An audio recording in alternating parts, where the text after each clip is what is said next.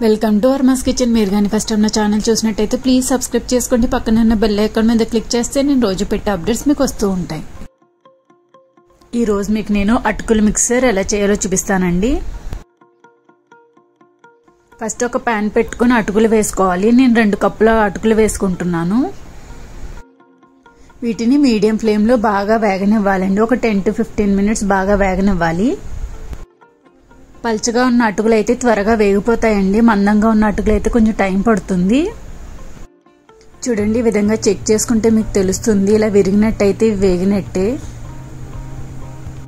ఇవి వేగిన తర్వాత ఒక ప్లేట్లోకి తీసేసుకోవాలి. ఇప్పుడు ఒక ప్యాన్ పెట్టి ఆయిల్ వేసుకుని కొద్దిగా పల్లీలు వేసుకుని వేపుకోవాలి.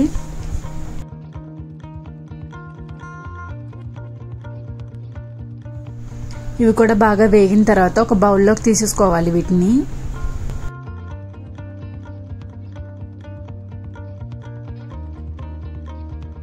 అదే ప్యాన్లో ఒక స్పూన్ జీలకర్ర, ఒక స్పూన్ ఆవాలు, 7-8 వెల్లుల్లి, కారానికి సరిపడా పచ్చిమిర్చి, ఎండుమిర్చి కొద్దిగా. నేను పచ్చిమిర్చి ఎక్కువ వేసుకుంటున్నానండి, కారంగా స్పైసీగా బాగుంటుందని. పచ్చిమిర్చి వెల్లుల్లి బాగా వేగనివ్వాలండి.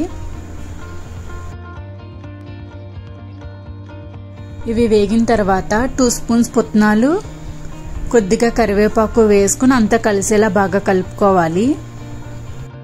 ఒకసారి కలుపుకున్న తర్వాత ఒక పెద్ద ఉల్లిపాయని ఈ విధంగా పొడవుగా కట్ చేసుకుని వేసుకోవాలి.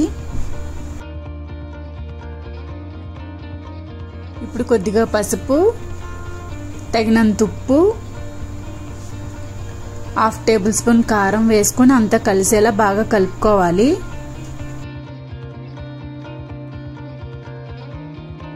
అంతా కలిసేలా బాగా కలుపుకున్న తర్వాత మీడియం ఫ్లేమ్లో ఈ ఉల్లిపాయలు పచ్చిమిర్చిని బాగా వేగనివ్వాలండి.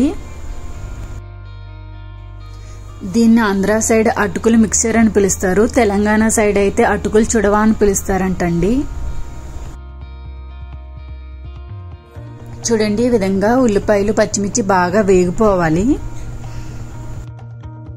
ఇవి ఈ విధంగా బాగా వేగిన తర్వాత మనం రెడీ చేసి పెట్టుకున్న అటుకులను వేసుకోవాలి.